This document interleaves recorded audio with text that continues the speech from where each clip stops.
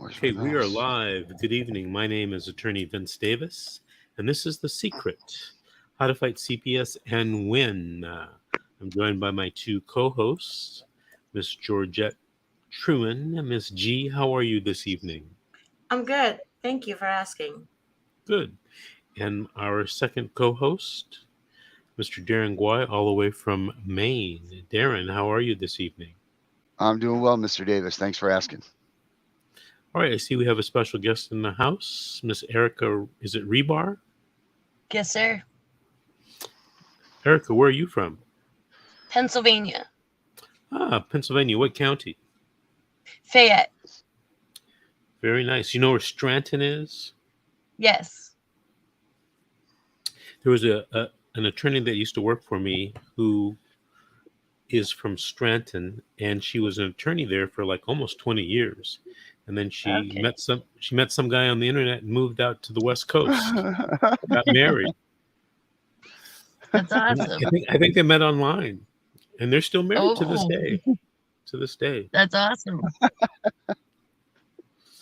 All right. So what's going on in Pennsylvania with CPS and Erica Rebar? Well, Fayette County is a lot like with what goes on with CYS all over. I've dealt with CYS before in the past. I have a very vindictive 14-year-old father, and him and his family called CYS on me constantly. But I never had a claim actually take place and actually hold any merit, I guess you could say.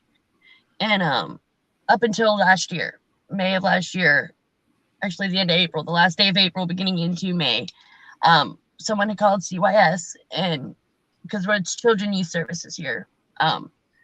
So we get a claim that, my child was left unattended, and that there was claims of physical abuse.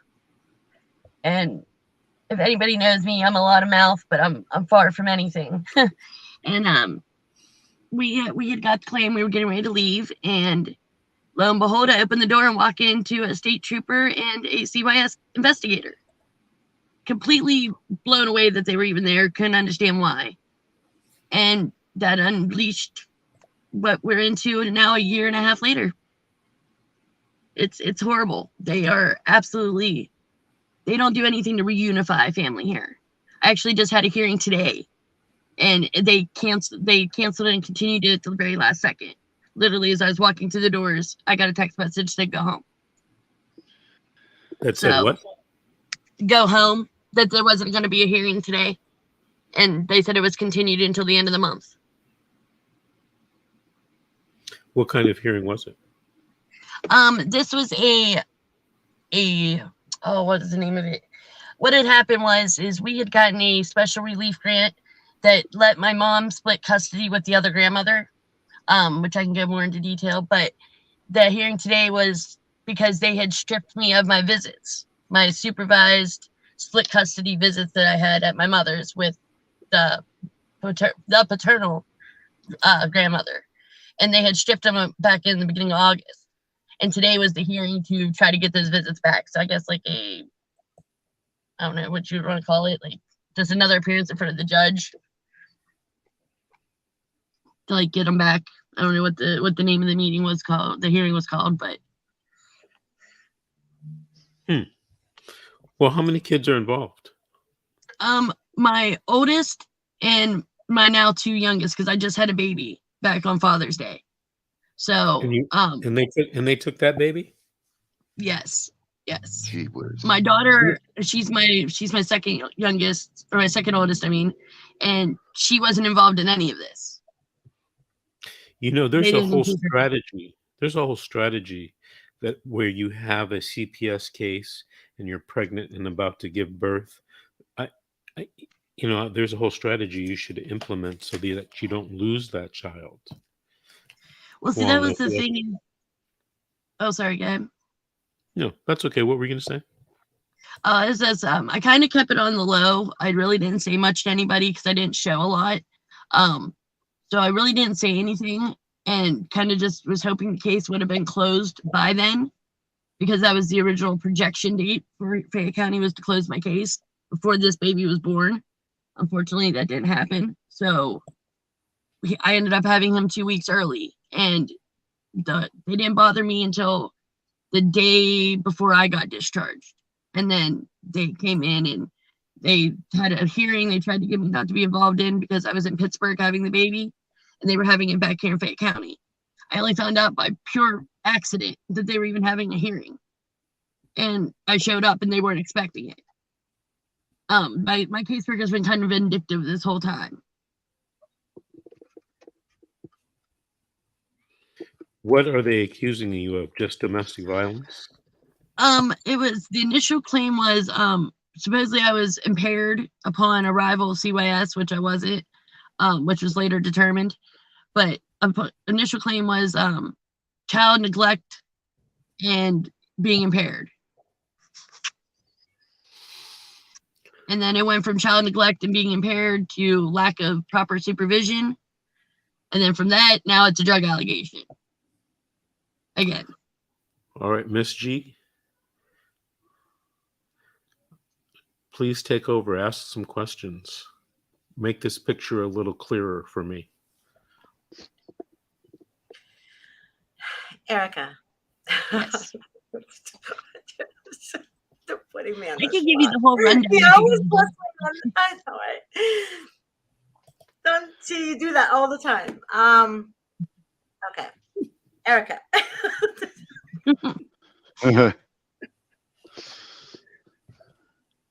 Davis, just I don't need to be on the spotlight. It's okay. Do you want me to kind of get a little more in detail what has unfolded in the past just year? go into details. Just go into Okay. details. All right, I apologize. I just didn't want to feel like I was talking too much. Right.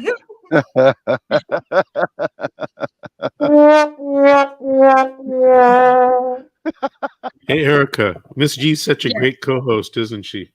Hey, it happens. I'm sorry. I saw my face. I got scared. I was like, oh Yeah. You know what, Erica? She's texting on her phone. She's not even paying attention to no. our show.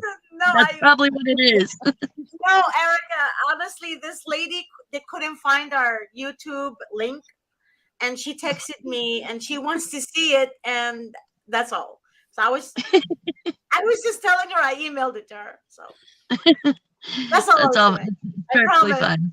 I promise. No, you're No, good. but all jokes aside, though, seriously, what was when they came to take your children, or the child? Which child was in question? Well, the accusations were against me and my toddler. My oldest was living in my home because I have my two sons, my oldest and my youngest. My daughter stays with her dad 90% of the time. So when the claim came in, my oldest wasn't even home. He was with my toddler's family members. And we they just kind of like showed up. They showed up with a cop. I've never had that happen before. And they said that it was just because it was protocol, it was after hours. I'm like, okay, fine, whatever. But the way they were handling it, they were very aggressive, kind of like pushing their way into the house. And the infamous phrase of I have nothing to hide. Well, of course, I'm like, yeah, come on. I've dealt with them. I know. And after watching your show and hearing, I see you shaking your head. If I know what I know now, it would have never have happened. Right. But I have dealt with them so many times. I'm not even exaggerating, over 90 times in 14 years of my son's life. Because it's just vindictive, stupid calling. Oh, the house is dirty. They show up, the house is clean. They close the case. You know what I mean? It was just constant repetition of them coming. It got routine. But did you know, in the seminar, one of the attorneys said that they cannot just remove children because the house is dirty. Correct. Yeah, they cannot do that. So well, this is what had happened. They so had what showed the up. target was the baby, Erica. The target was the baby. Yeah. Right. They said that I was impaired outside and berating my child. And what had happened was, all parents say they're going to beat their butt. I looked at my son and I said, you better get your butt back up here before I tear that butt up. That was it. Jokingly, laughingly, like, it was words. That was what initiated them to call CYS. So when CYS had showed up, they said, they went over the claim and I explained to them, they're like, well, how did your son get outside the door? That's lack of proper supervision. I said, well, I was fixing my door. I had one of those little like clamp things that hold my door from getting opened. My oldest son Yeah. had broke it. I was in the process of fixing it. My toddler was running in and out the door. I was right there. We were within 4 steps of each other the entire time. So anyways, they come in. I show them that the lock's fixed. They said, well, we have, accusations of you being impaired. This time, that's when the cop kind of started stepping his way into the house. And I felt, okay, well, if I don't do this, they're going to take my kid. And sure enough, within a couple minutes of me contesting, she proceeded to say, well, if I feel that you're impaired, we can remove the child today. So I'm like, well, I'm not. So I guess I'll give you a urine screen. I'm on prescription medication. So I made sure to explain that to them. My luck, my appointment was Thursday. I had missed it. It was rescheduled for Monday. They came on Saturday. So now I don't have a prescription. And I said, well, no, I do. I'm getting them refilled Monday and Tuesday, explained all of that.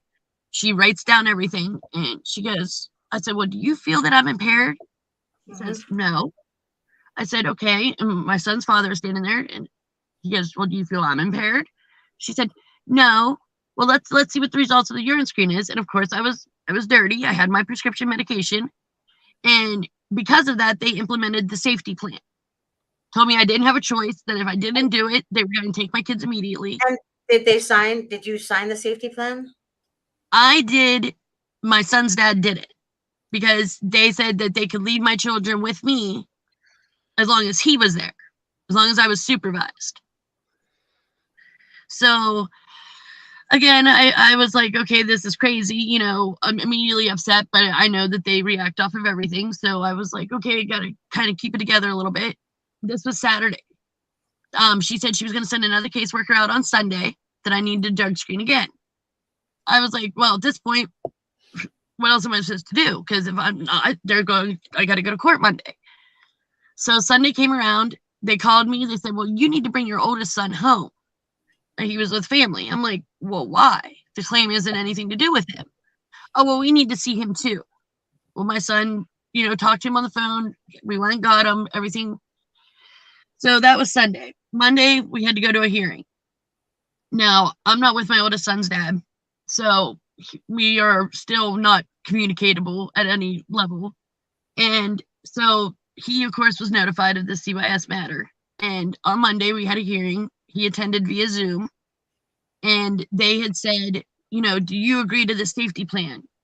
And he immediately said, no, which, okay, that means what to me? You know what I mean? He hasn't seen his son in 11 years.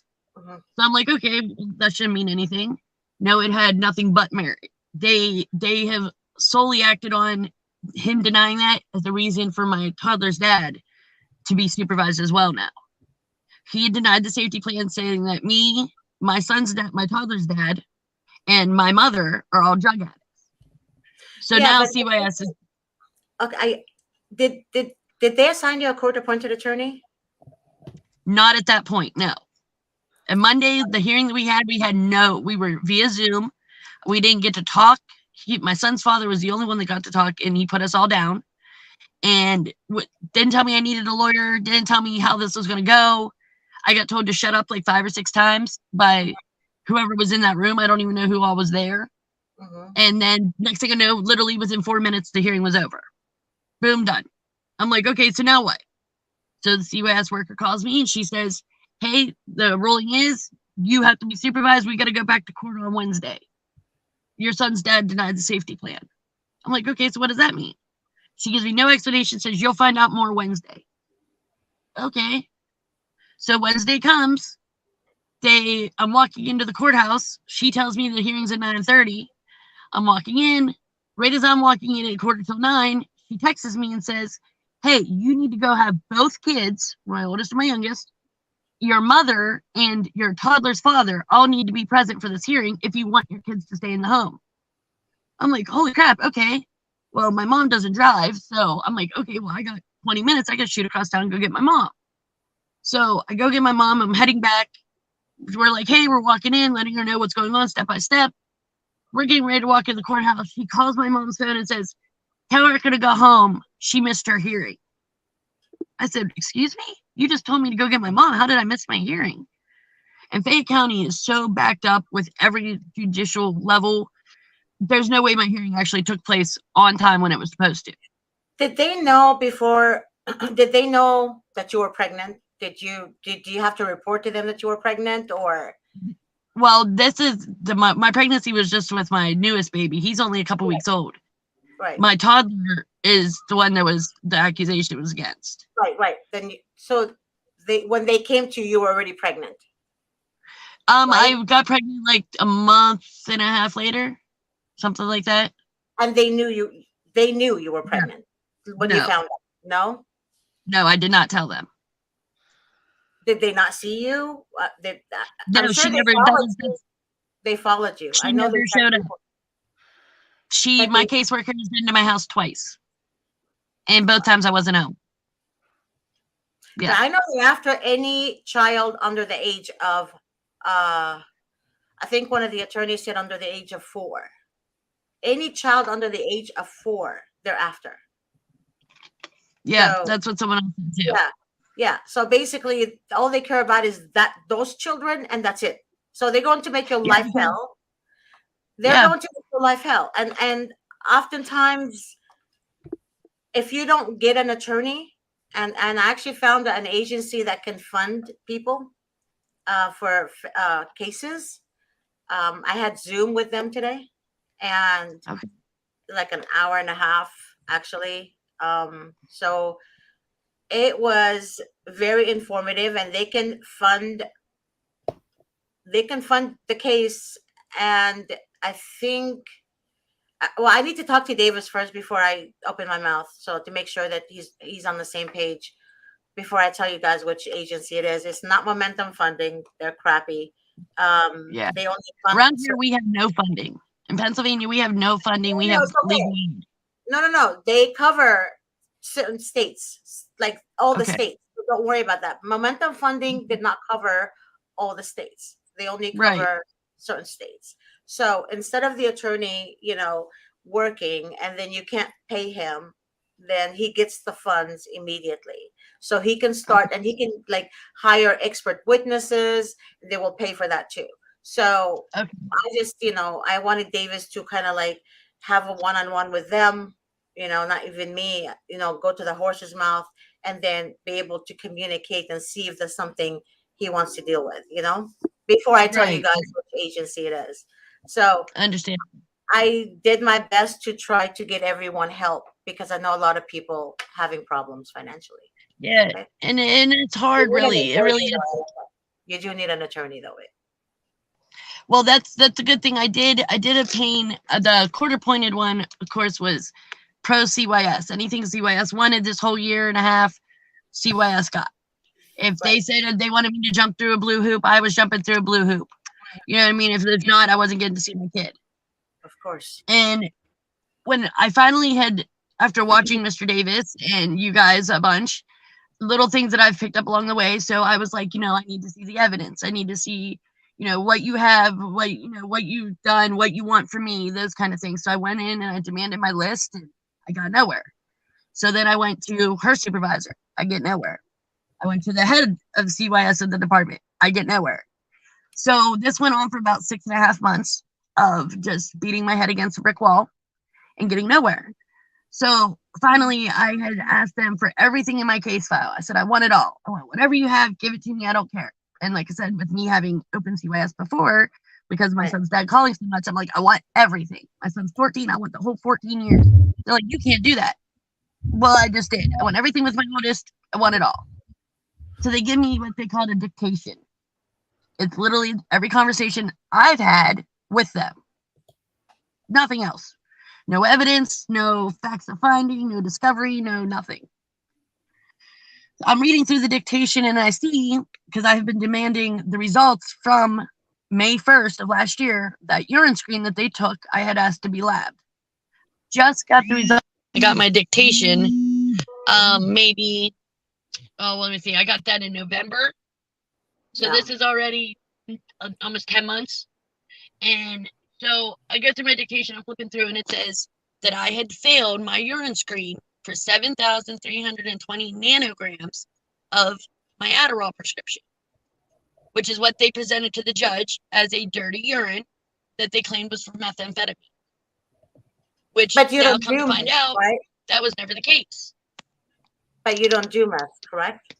No. This was literally just my Adderall. It had flagged a false positive, and they said that happens sometimes. I talked to my doctor and everything, and I knew that I hadn't done anything wrong. I knew I hadn't done any drugs. It didn't make sense. Nobody around here could understand how a claim was made on Saturday at 6 o'clock, and my kids were gone by Friday at 9 o'clock. Or I'm sorry, Wednesday at 9 o'clock in the morning. So within 5 days, my kids were completely taken from me. And no one could understand why or how.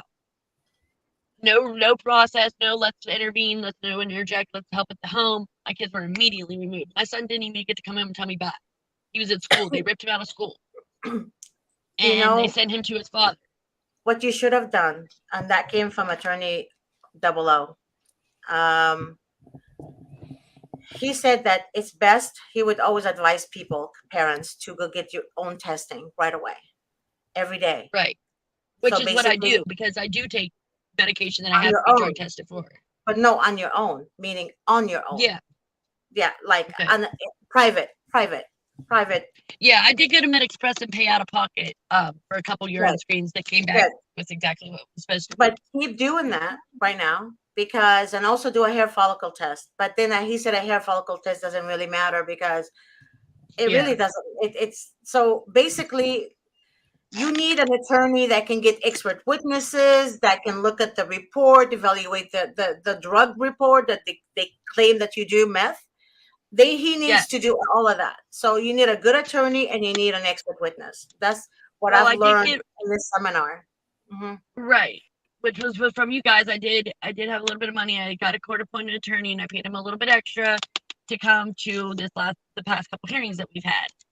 And I mean, it's breaking me, but I did what I had to do. And it wasn't until I said I was hiring an attorney and actually paying out of pocket for one, did they kind of back up a little bit. And I thought, okay, finally, they're gonna give me my kids back. No. Well, he contested everything, and all the judge kept saying was, well, that was then, this is now.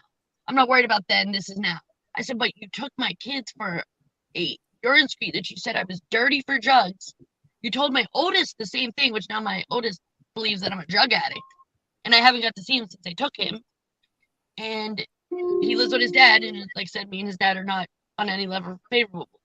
So I don't get to clarify anything with my son. So you completely destroyed me and my 14-year-old relationship. And over a presumption of a drug allegation that ended up not even being true to begin with. And now the judge, I was like, shouldn't that be enough to return my children home to me? This is a caseworker who acted in a form of malicious behavior to take my children, because it's been a snowball effect. The one caseworker lied, and they've just been covering up for each other's sins. Mm-hmm. So with that being said, I was like, can't something be undone? Well, my attorney, the one that I told you I paid out of pocket for, he went and he filed I paid him to file a special motion of relief to try to get either my kids returned to me full time and still pretend in the services, or go to my mother. Mm-hmm. So the judge said, okay, well, we're not going to do that, but what we're going to do is we will give both grandparents split custody, because my toddler and now my newborn are with their biological family. So, and I don't get along with her. She doesn't like me. I'm her baby boy's girlfriend. They don't like me. No mom's favorite. So with everything going on, she's doing what she feels is best, but CYS has her convinced that we're raging drug addicts. So, like I said, the judge finally just back on July 17th, was our first weekend of split custody with the grandmother. Now, on August 5th, they have went and said to the judge, which we were, again, not present for, told the judge that they believed there was criminal activity going on inside the home, and that my mother was leaving me unattended, because while they're at my mother's, I have to be quote-unquote supervised. So my mom's like, well, I'm home on the weekends. I didn't go nowhere. She wasn't left unattended. Like, what are you talking about? Well, we believe there's criminal activity inside the home. So we have asked them all since then. This happened back on the 27th of July. Was the accusation that August 5th. August 5th was the last time I got to see my kids again. They took my kids after that weekend, and I haven't seen them since. So now here we are. It's the first week of September, and I still haven't got to see my kids. we were supposed to go in today for that hearing to review the evidence of what's been brought against me to get my visits to stop. The caseworker called me today and said, "Oh, I had to excuse myself from the courtroom. I just want to let you guys know the judge continued it." I said, "Why would the judge continue it? Like, this is my newborn baby we're talking about and my toddler. Like, they need their mothers, especially my newborn more than ever." I know. And they said, "Oh, well, that's just what the judge wanted. We got it continued until September 29th. So I'm out of funds. It's literally drained me, paying around here because you have to pay for consultant fees and everything else. You don't get free consultation around here, really. So I've been trying to find a lawyer that I can afford, trying to, do all these things. And like I said, the one who filed that special motion of relief, he was the one I talked to today, and he said they cannot continue to do this. He's like, how are they legally allowed to get away with this? I said, your guess is as good as mine. I said, I've been doing this since May 1st. My kids were adjudicated on May 12th, which is my birthday. So, oh my God. And this is why I did my research, Erica, because I want everyone to get a fair shot in getting their kids back. And I did the best I can. So I'm right. just letting you know. I mean, as soon as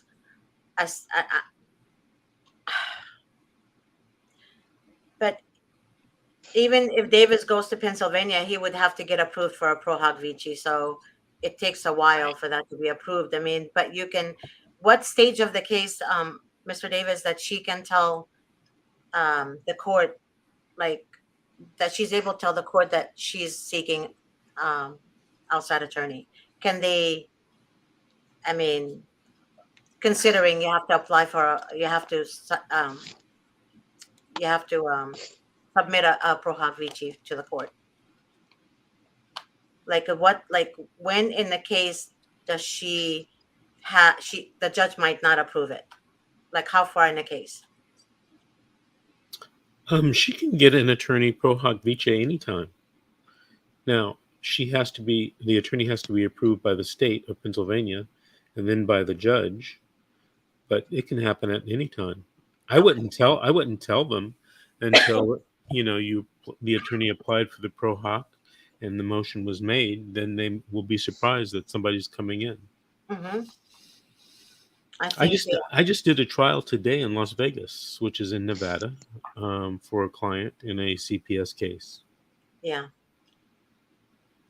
So, but they're the courts are corrupt everywhere, Erica. Just remember that. It doesn't mean your state or it's you that they're targeting. I used to think that it's just one person they're targeting, but honestly, it's not just you. They're targeting anyone that have children. And if you watch The Sound of Freedom, like I did 5 times, I think my friend took me there 5 times and he's like, okay, enough is enough. 5 times is good, But I watched that movie so much, and every time I watched that movie, I cried. And he even cried. Like, it was so intense. It's you have to see that movie if you haven't seen it. So I will.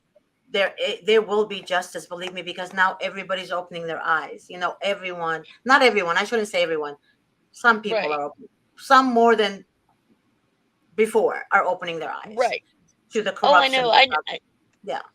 I knew CYS was kind of, I was a little bit of a victim of the system. I dealt with them a little bit when I was in my late teens, leaving home and stuff. I had a really rocky childhood. So I kind of was already aware. My mom was a foster child. So I know that the system and how they work, and they work in their own favor. Right. So I've learned that along the way. And the more I talk to people around me and in my area, like in Uniontown and where I'm from, they do it all the time. And it's people who I know for a fact that are good people or, hardworking people, and they're losing their kids. And it's mind blowing to me that it doesn't get stopped. That's even what I told our judge. I said, how can you sit there as a mother yourself and tell me that I'm only allowed 1 hour a week for my 2 youngest children in a supervised, setting in this court-appointed place, to where my son doesn't even want to talk or move because he knows that they're watching him, so he feels weird. Yeah. Then that's the way to keep the kids silent from expressing abuse And they scare children. Just so you guys know, they tell children, and these children grow up, and then they speak up. They usually tell children, if you speak up, if you say anything, you're not going to see your mommy again. Even Right. for 3 hours, you're not going to see your mommy again. So what the Right. kids learn to do is keep silent, and they carry it with them throughout their growing years, which is supposed to be Oh the most yeah. important years in their lives. And they change. This Oh type of yeah. My behavior son tells me all the changes time that children. he's mad Yeah. at me. And he's 4. And, what do you say to a 4-year-old? That was the hardest thing I ever went through, was the day they took my kids from me. My toddler apologized. He thought it was It's his like, fault. He thought it was his fault. Yeah. Yeah. I know. Kids usually apologize thinking they did something wrong and they came and took them. And especially from a mother, like brand new baby, like come on, like. But what you guys fail to see is that they don't have compassion towards you. Even though you think she's a mother, but you don't know. She could be a dyke. She could be a dyke. She doesn't have any kids. You don't know. She maybe her way to having kids is adopting them. right. So you don't know. And some mothers, some judges can't have children. Right. So they don't feel what mothers feel. They don't have that closeness that a mother has Right. when a child is born. That closeness, Right. even when conceiving the child, you Right. feel the child. You know the child is moving. You know the child knows Right. your heartbeat. Even they did a study that babies, when they hear the mother's heartbeat, they sleep better. They sleep safer. And for the government to do such thing, they're literally stripping your rights as a parent. Because Right. the way they remove children is hearsay. That's it. Hearsay. Right. Assumption. That's all they have. The Yeah. client that Davis was talking about today, she was punished because they said to the grandkids, the grandchildren said, we wish we were there. And they said, we love you and we wish you were here too. But they're punishing them because of that. Because they said that. Wow. What they want, then they said to our client, we would rather you say the following. That's what they said. Well, isn't so and so treating you good?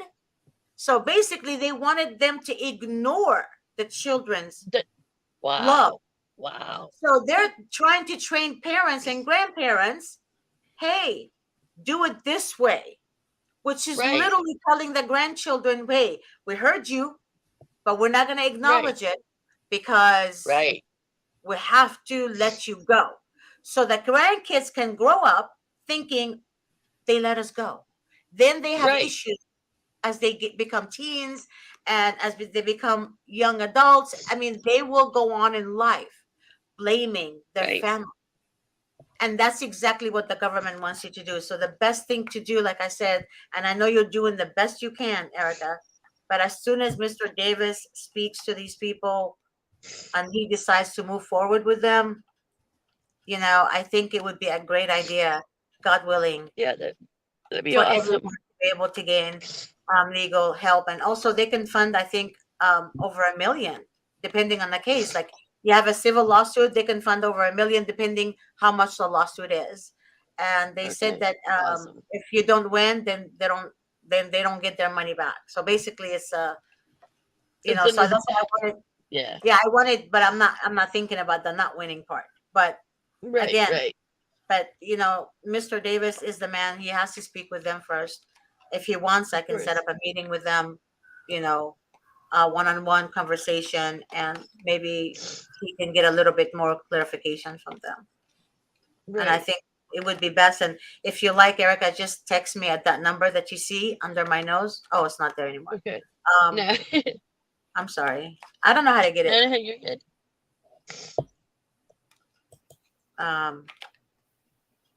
I'll just give it to you. Here it is. You see it? Yeah, let me Yeah. get that in there. Hold on. So you can text me there. You can just say, hey, my name is Erica. I was on the show, blah, blah. And then that way I can save you to my phone. And then once once I get an answer, then I can go ahead and send you the information. And that's it. Awesome. Thank you. And all I they need appreciate from it. us is a contract. That's it. Yeah. You're very welcome. Hey, I'm willing. I have looked and looked and looked online, and there was only one person who, besides watching into you guys' videos and stuff, that has actually kind of gave me any direction on how to handle things. Was there was a company? Well, he was a private investigator out of North Carolina. It was Get My Children Back.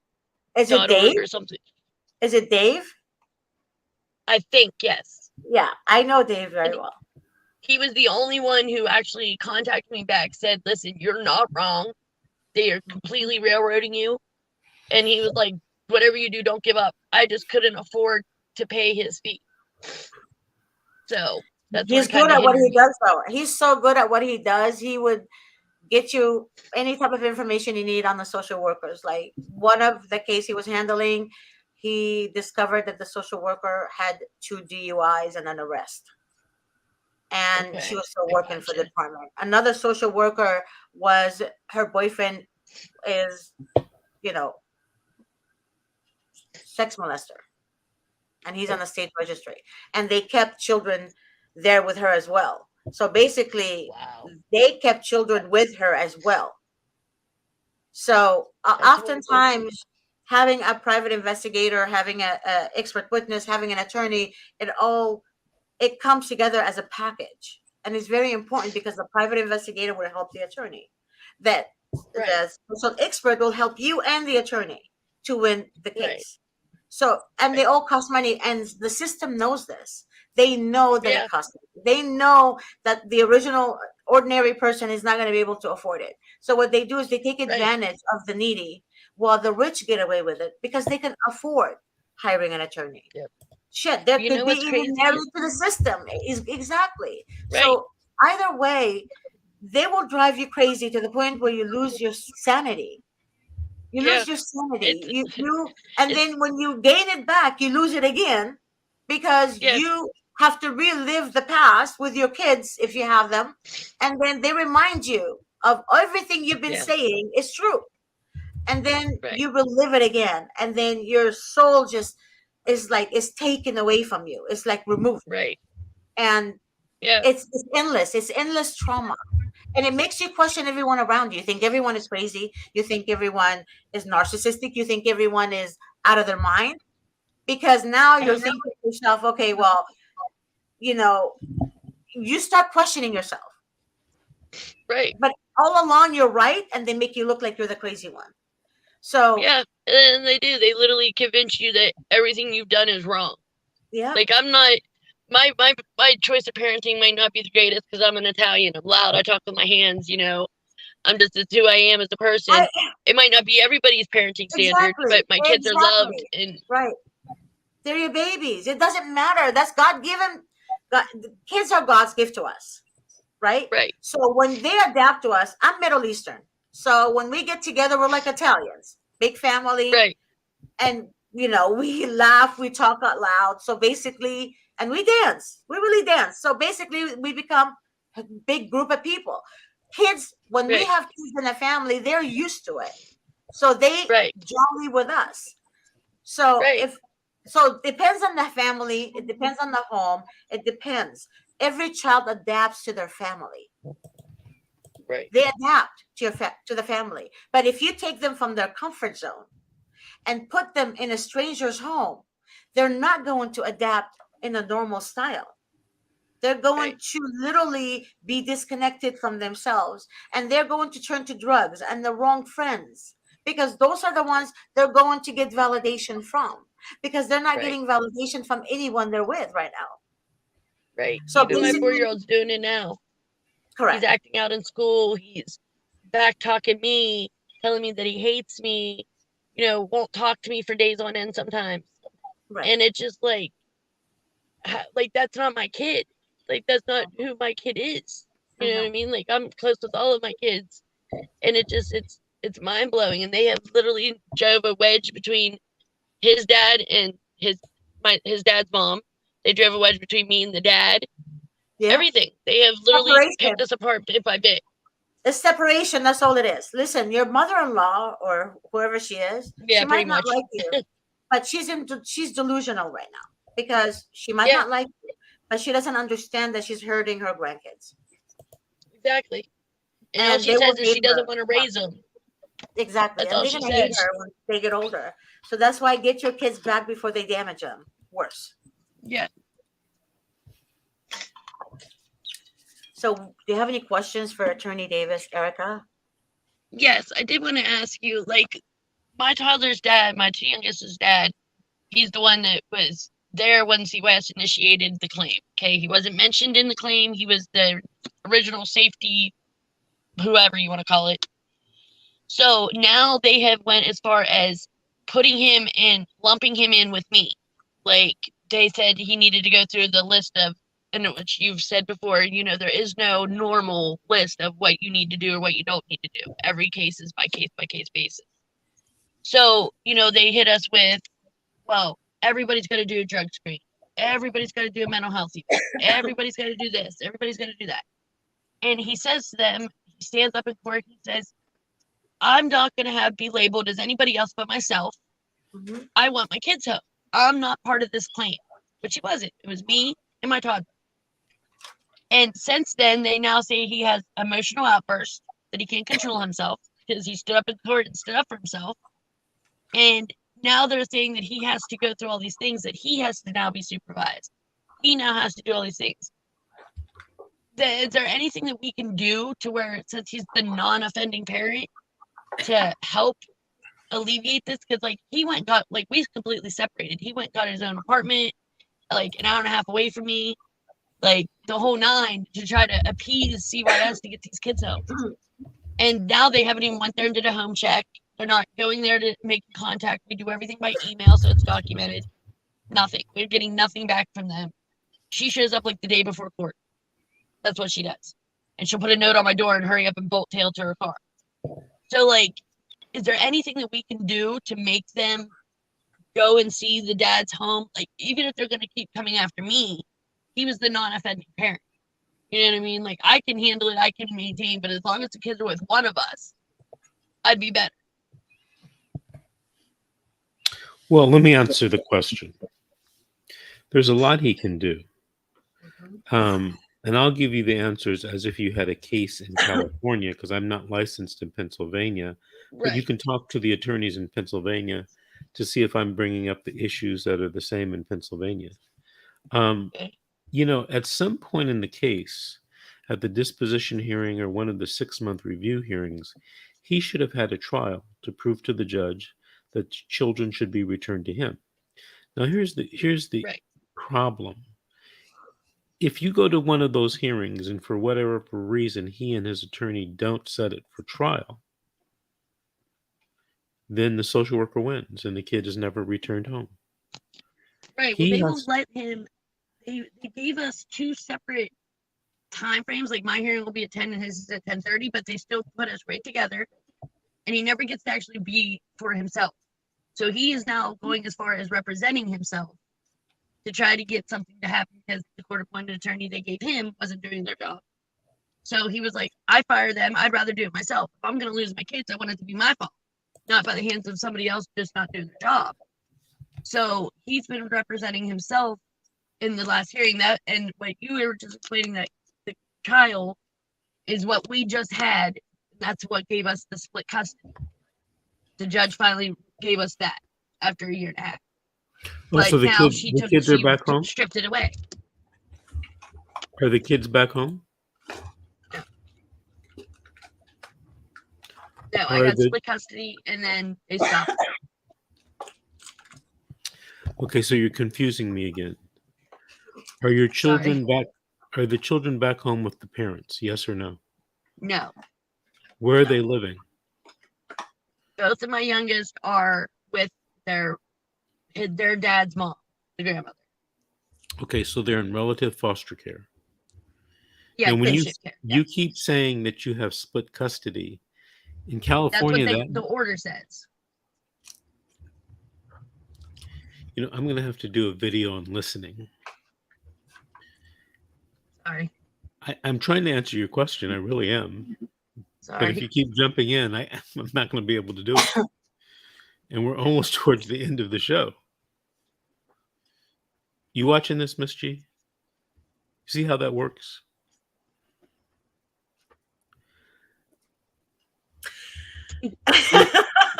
Yeah, I see how that works, Davis. That was a hint, Erica. Oh, I'm sorry, I interrupted him. You know, he's got to get an attorney, period, end of story. That's all I'll say. Okay. Mr. Guai, did you have any questions or comments? No, I put a bunch of stuff up over here on the private chat for her to reference if she wanted to look into that stuff. There's stuff on how the Adderall and the methamphetamine are very similar. I've also put up there some of the Pennsylvania rules and regulations, especially for the visitation, because you should really make sure that you get your visitation back with those kids. Oh, yeah. That should be first and foremost important. Yep. So I put a bunch of information on there in the private chat for you for that too. Don't forget that. That's true. Right. Got it. Thank you. That's a numero uno. Fight them for that, because once they do that, they got their doors are wide open to abandonment, losing your bonds, all that. So that's definitely Right. make sure that you don't lose hold of that. So Okay, that's all I got for that.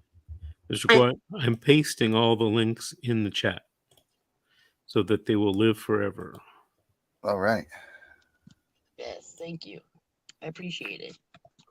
And also, when you go, like, for example, if you go to a visitation and then you arrive there and then they say, oh, well, the visit is canceled, right? You need to make sure that you, with your cell phone, take a picture, I think, or take a video of you walking in, right? So the video will have a timestamp. And then once you go in there, everything. Yeah, make sure that you show the time and the date you arrived there, and then they tell you that the visit is canceled. Even if they tell you before the visit is canceled, before you arrive there, still arrive there at the visit time. Okay. You know what I mean? An attorney actually, one of the attorneys and I had a conversation about that. It shows consistency. It shows how eager you are that you're there, even though they tell you that the visit is canceled. Your heart is still there. Your heart wants to see your children, right? So make sure, and I know your heart is there. I know you're not acting it. No mom acts love, for the children. It's true, unconditional love. That's no one can ever break, ever. Only a demon would divide families. Only a demon would do that. And that's why they want to divide you from the choice. I don't know if he's your husband or boyfriend. I apologize, but from the child's father. But he's the father, correct? So they're trying to divide you, because usually the enemy wants to divide to conquer. When they see you as a threat together, get it? Yeah. But they don't see you as a threat apart. Correct. So when two powerful people, when they're together, right? But when they're apart, they become weaker. And then the enemy can move in. That's what they want. Exactly. Right. And that's why. And then they're going to blame him that he failed to protect because he should have known you're doing methamphetamine. Example, which they use on everyone. Right. There you go. And I know, I believe you. I actually believe you. Thank you. I actually do believe you. It's been rough. It's been rough. I know, baby girl. I know. It's not easy. I appreciate you guys so much. Yeah. Do you have an attorney? I have what they court appointed me. Like I said, I got somebody to ghostwrite me my petition, but that was it. Okay. Well, I would suggest you get a new attorney or talk to an attorney. And I suggest that the father, if he wants the child back, he's got to get legal representation. Now, I would bet $1 that if he doesn't get an attorney that's competent, he's not going to get that child or the children back. Period. Exactly. End of story. You could be right all you want. And one of the things, and I do appreciate this, Mr. Guai gives you all this information, right? When you read the information, you're not going to know what to do with it. Mm-hmm. Right. You're going to go to court. You're going to argue. You're going to be about 50 or 60% right. because there'll be some cases and some set exceptions that you don't know about. And you'll be scratching your head. Well, I thought I knew the law. Right. Guess what? The law is not the most important thing in these cases. Kids Did you are. know that? I As didn't a know matter of that. fact, there's a theory among legal experts that the law is not the most important thing in any case. There's an old saying among lawyers. The first thing that you want to do is to argue the facts of the case. One of the rationales for that is if you start talking about the law, which you really don't know, everybody in the courtroom thinks they know the law already. So you Right. telling your opinion about the law is not going to be very effective in the terms of persuasion. So argue the facts. If you don't have the facts for you, then you want to argue the law. A lot of people think that if you start arguing the law, it's because the facts aren't for you, and the facts are the most important thing. So if you don't have the law for you, and you don't have the law for you, what do you need to argue? Well, they say argue the equities, the fairness. But most everybody wants to know what the law is. Right. It's not the most important thing in the case. It's not. I mean, I'm not saying that it's irrelevant. It's important. It's Right. relevant, but you got to have facts that are established in Right. the court. Now, I'll give you an example. How do you get facts into evidence? You have to obey the evidence code. See, you think this is a fact that the judge will accept, and that's not true because it might be inadmissible. Okay. I'm dealing with a case right now where I represent one parent, and that parent is constantly telling me information. Most of it is not admissible evidence, and most of it can't be proven. You know, it's just something that they know in their gut, Right. and then they That can't. doesn't work. They don't understand when I give them my opinion or my strategies, how it's not taking into consideration suspicions that they have. Right. You can't win a case on suspicions. Not And at here's the all. other thing. Here's the other thing. You know, in your life and in your family, there'll be certain things that you know or you feel to be true. You just know that they're true. You have a feeling about it, right, Miss G? Right. Sometimes you get a feeling about it. Yeah. And if you actually think that your feelings are 100% correct, you're living in dreamland. Mm-hmm. You know, there was a study out of the University of Chicago, and they found that 85% of what we believe and feel as human beings is false. It's true. Can you believe that? Wow. 85%.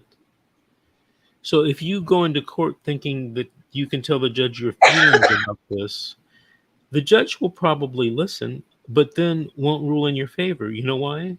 Because feelings don't win cases. Mm-mm. Right. Evidence does. I Evidence. understand. Okay. Get a lawyer. Have your father of the kids get a lawyer. Because if he's not offending, in my opinion, this is just my humble opinion, how can he not have the kids? Exactly. How's that possible? Exactly. Yeah, that's what we're trying to find out. So Because David, Attorney Davis, they usually say that the father, the non-offender, whoever it is, that they feel to protect because they should know that she's doing meth, for example. So Yeah, that's Okay, they but said th- that but he that- was my encouraging but partner. here's the thing.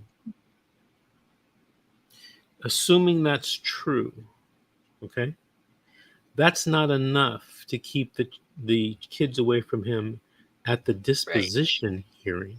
exactly. Okay, Right. it might That's be why enough. we It need might help. be enough. It might be enough to take jurisdiction over him as an offending parent. But in my opinion, it's not enough to keep the kids away from him at the disposition hearing, because at the disposition hearing, the most important hearing in the juvenile dependency process, at least in California, the social worker has to prove by clear and convincing evidence, which is a very high standard, that you are a substantial danger to the child, not danger, a substantial danger. You know, you have to be one bad MF to be a substantial danger to a child. Exactly. Right. That's what we don't Plus, understand. plus, the social worker has to prove by clear and convincing evidence that there are no less restrictive alternatives. Yeah, and depending on the case, I could give you 10 less restrictive alternatives. I could give you a strategy to call in a social worker to testify against the case social worker's theory. What do you So mean? you aren't going to know how to do that. You're not going to figure that out. I Right. talk to attorneys who do this area of law, and they'd look at me like I don't know what I'm talking about. Really. I had a conversation with a lawyer today, early this morning, on a case. And I assumed, by being on the case with this lawyer, that they knew CPS, juvenile dependency law. When we had a private conversation, I realized that she didn't. She knew enough to get by in court, but she really didn't know it in depth and the strategies and everything. And, you know, I never say the attorney's name. I won't tell you what the case is. And I would never out this attorney. You know why? Because that attorney is trying. The attorney texts me later and basically asks for my help in doing something on the case.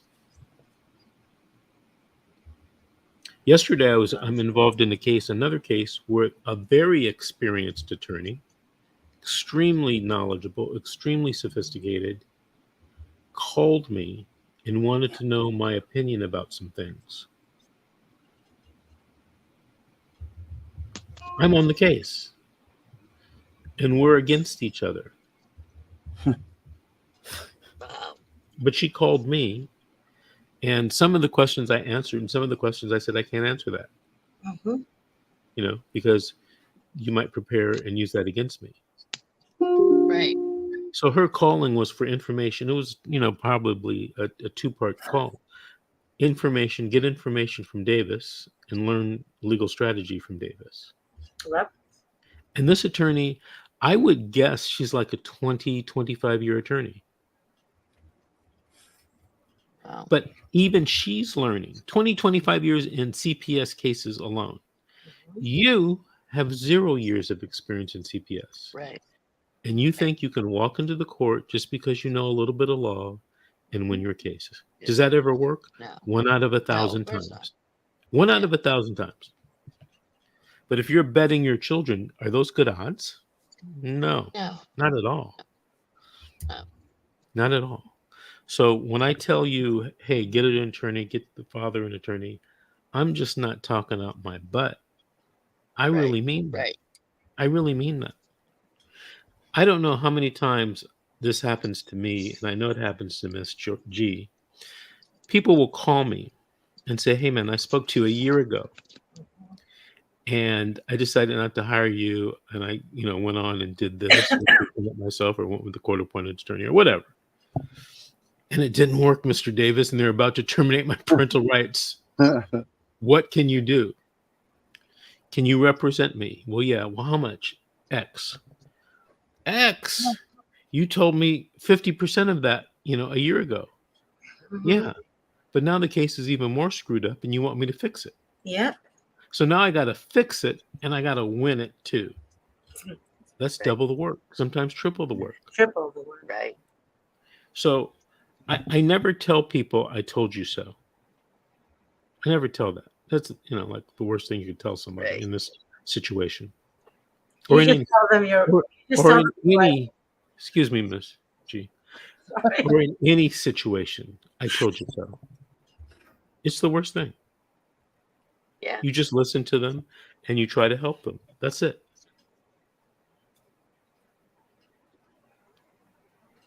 So you, my friend, need a lawyer, and the father definitely needs a good lawyer. And in Pennsylvania, I'm sure there's a lot of good lawyers that you can find. Or Yeah. maybe in an adjoining state. You know, I have a friend that I went to law school with that practices a certain area of law. He practices in 4 states. He's licensed in 4 states to practice this one particular area of law. It's not CPS law, it's something else. So you need to get on Google and start Googling for attorneys, CPS defense attorneys, something like that. Okay. All right. Well, we're way over. Hey, look, Erica, I want to thank you for being on and sharing your story. Keep us Thank you. posted. And I know Miss G asked you to give her a call, so contact Miss G. She's Well, thank you. yeah, she works kind of sporadic hours, different days and nights. So, you know, you might catch her at 1 o'clock in the morning, or you might catch her at 9 a.m. in the morning or 3 p.m. in the afternoon. Who knows? Give her a Right. call, and if she doesn't answer, leave a message. Okay. She'll get back eventually. Text All me. right. Appreciate you guys Text so me. much. All Just right, text Eric. me, Erica. We'll talk to you later. All right. Hey, how do you guys like this camera shot? I You think see, I look good. when you're close to me, like the camera, I start seeing my wrinkles. Like I start seeing like I'm getting older. See? Yeah, we see that. Thanks. See those wrinkles in her face? Do you not see all the all the Maybe- dots under my maybe- eye because I don't sleep? You see this? They call those eagle claws or something. Dots under my eye because I don't sleep. I don't sleep. We're going to have to ask Double O if he knows any good plastic surgeons. Yes, I need that very much. I need to tighten here. I need to tighten here. I need to tighten here. Wait, here too. Right here. Going for the Botox. Yeah, I need to start injecting. Wait, Wait, where's she's gonna come in with little spots all over her face. They'll be a little blown up. Little. Yeah, I'm gonna have here and here. Hey, what are you?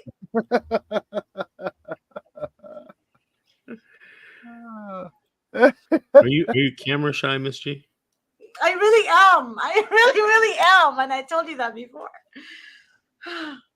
But that's okay. Hey, are either of you going to be on the show tomorrow? Yeah. I think Grace invited Deidre to be on the show tomorrow. Okay. 8 o'clock is too early for you, huh? No, it's not that. I think I got her message late. That's all. Okay. So, Darren, tomorrow Yes, is sir. 8 a.m. I have Yes, a sir. busy day tomorrow, work-wise in the office. So we're going to start a little bit early. Okay? 8 a.m. Yes, sir. And Sunday's there. gonna be 9 or Sunday's still at 9. okay. I'll see you Sunday then. All right, folks. Have a Well, good show thank you. tomorrow, guys. All right. Thank you for joining me this evening, and we'll see you guys tomorrow. Well, I'll see Darren tomorrow at 8 a.m. with Miss Deidre Payne.